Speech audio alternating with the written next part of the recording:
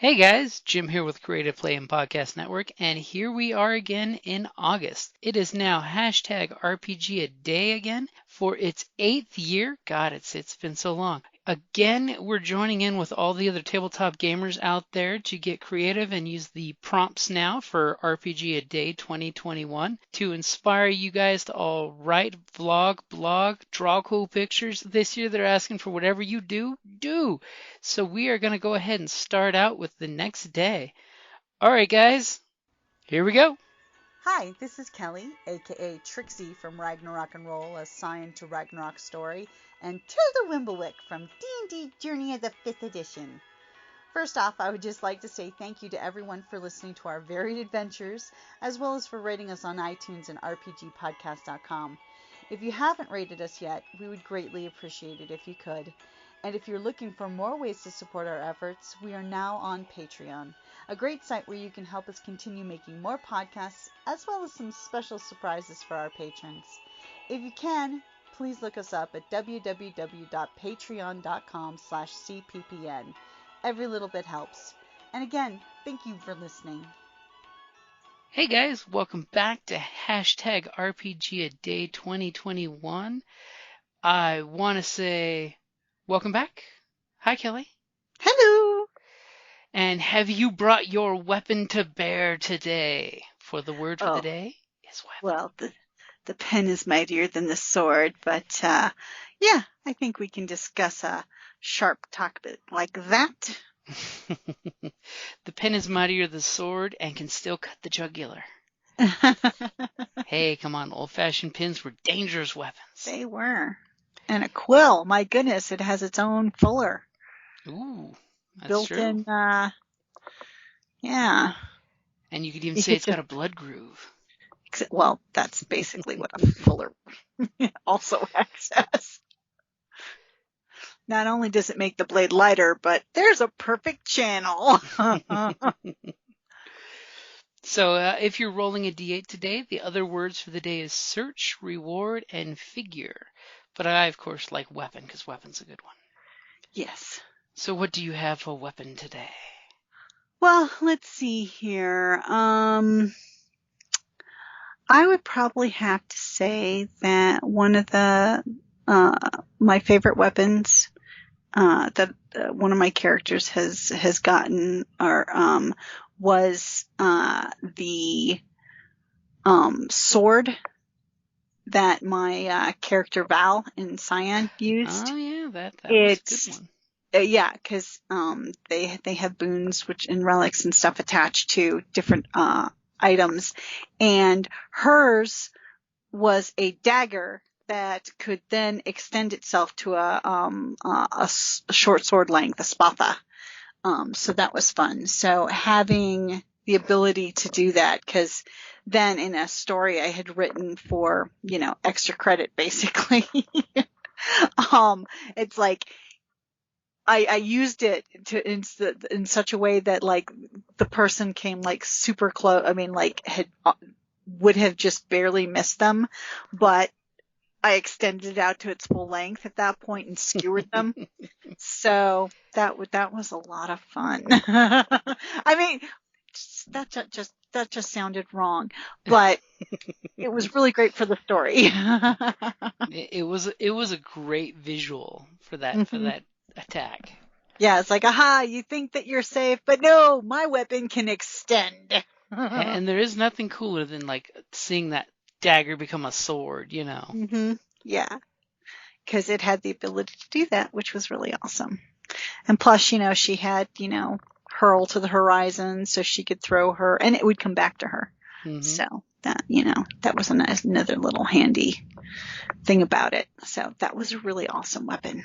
That was. And speaking of awesome weapons, as a GM, I will throw out there signature weapons for your players. And some bad guys. Some bad guys need signature weapons because, we all know from Star Wars to Sting to Vera to Farscape with the Judds, it is cool in every type of genre to have cool signature weapons. I mean, everybody knows that whole Jane and Vera, Even though we only saw him use her twice, still, Vera had her own name and was her own character. So letting your players have signature weapons is a really good way of help developing their character. I mean, what would Captain America be without a shield? What would Thor be without Mjolnir? Iron Man without his arc reactors. Bilbo Baggins without his sting.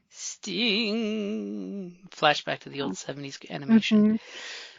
Yeah, and signature weapons are great, especially if you can find out what your player envisions. Like usually, me, at session 0, I always do the whole throw down your wish list.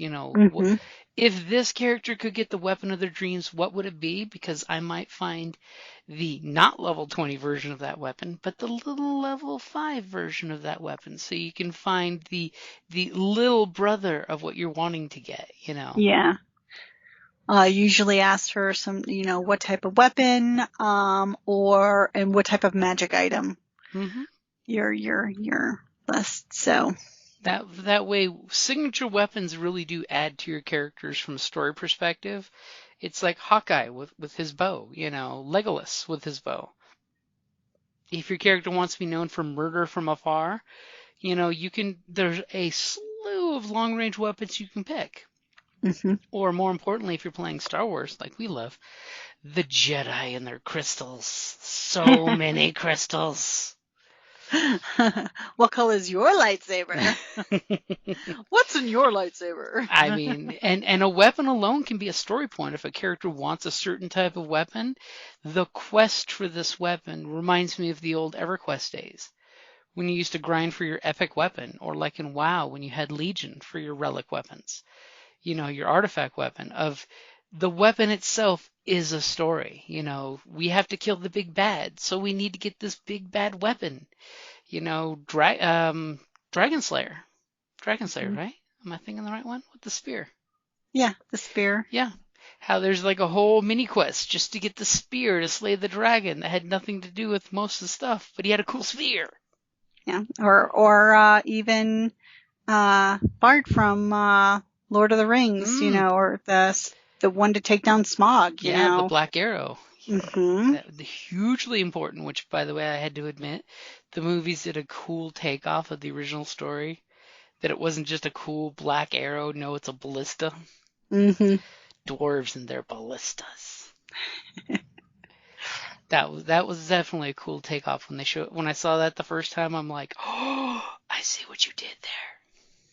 Yeah, but when you brought up Mjolnir, I mean, there are iconic weapons just in history alone. I mean, Excalibur, there's, the different pretty pantheons. Much every pantheon's got some cool weapon or thing that's part of the character, And RPG should be the same, where a certain thing is part of your character. It's like, in every fantasy movie, at one point you see them out in the campfire and somebody's sharpening their sword.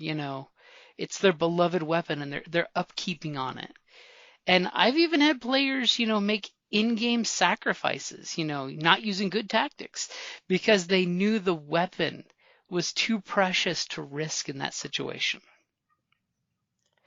I mean, we've had some Star Wars games where people are like terrified of using their weapon and rolling poorly because they might lose the weapon. Yeah, I'm not one of those people. And of course, as a GM, you can always, instead of hurting players, you can always hurt their weapons. And there's nothing worse than when a natural one happens and you hear that bowstring go twing. Oh yeah, Carrie would always get so upset. It's better than shooting someone in the back with your weapon. Yeah, I can only do that so many times. That's true. But also, speaking of my sister, who tends to play Rangers in D&D, she also tends to be a dual wield ranger. So she's choosing a different type of weapon than the more typical. And never be afraid to play things up. Like, I've personally played rangers that focused on spears. Play off the different themes. Like we all know from Star Wars, look at how many different lightsabers there are because you can only make so many lightsabers without making the weapon unique. Mm-hmm. All of a sudden we get cool things that make us lose our mind, like the first time you saw Maul pull out that double-bladed lightsaber and that second blade extended. We all lost it, let's admit And we're like, what? it. You see Dooku with his really cool fencing ones that later Ventress adopts. And still, they connect together, we find out. So it's even more cooler. And then you see Kylo Ren's stupid one with the little side ones, and like, you're just going to hurt yourself with that. I'm sorry. How long until he stabs himself? I'm like, that was not well thought out. But if you're into the High Republic stuff, they actually have some crossbar lightsabers that actually protect your hand as opposed to risk your hand. So they are playing with the ideas, which is cool. And think of how many even B movies they have this specific weapon or something. Come on, the movie Crawl with that glaive. With the glaive, yep. Yeah, cool. And then Beastmaster with that. Oh God, what did they call it? I can't remember. But the little folding. Yeah, that's right. Thing where you can whip that open and Mm-hmm. So do something. And there was another movie that came out around the same time that Crawl did. The guy had the sword that shot blades. It had like 8 blades in it, and as the show goes on, it's down to like 2 blades. Oh my God! I've only seen it like once late night since the 90s, but his sword had like 5 blades on it, and he could shoot them like they were air cannoned out of his sword. It was cool. They think of how many movies the quest to get the blade. I mean, heck, even in Legend, he had to quest to go get the armor and the sword. Mm-hmm. Even in Your Highness, they had to go get the unicorn blade. I mean, a weapon can be the embodiment of not just, it can hold, the idea of it can be much more dramatic than just mere weapon. Mm-hmm. And it is super cool when you can make the weapon part of the adventure quest. Like in D&D, you've got that level 1 to 5, 5 to 10, those benchmarks. And it's nice when the group, gets a weapon that they can use at a higher level as the quest to get to that level. It goes hand in hand. Or like in Star Wars, when a create Dragon Pearl becomes the motivation to screw over your client in the mission and create a whole new experience in the game. Hey, I resemble that remark. Hey, it wasn't you that stole the pearl. Yes and no. I allowed them to. Yeah. Oh, Captain, my captain. Yeah, I am the captain, so it's ultimately me. So I think we've sharpened that weapon enough. Remember, It takes steel to sharpen steel. Or bone. You can always sharpen steel off of bone. Oh my. I was not aware of that. So I will get off my high throne, word for tomorrow, and sheathe the weapon of the day. Oh, hey, if you got something cheesier, I'll take it. No, that was cheese enough. You need a weapon to cut the cheese. Ah, cheese knife. Cheese knife. It's a weapon. Yep. Alrighty, guys. Thank you for coming along with us on this sharp experience, this piercing day, this blunt topic. And thank you for listening. And we'll be back tomorrow with Throne. Da da da da da da da da da da da.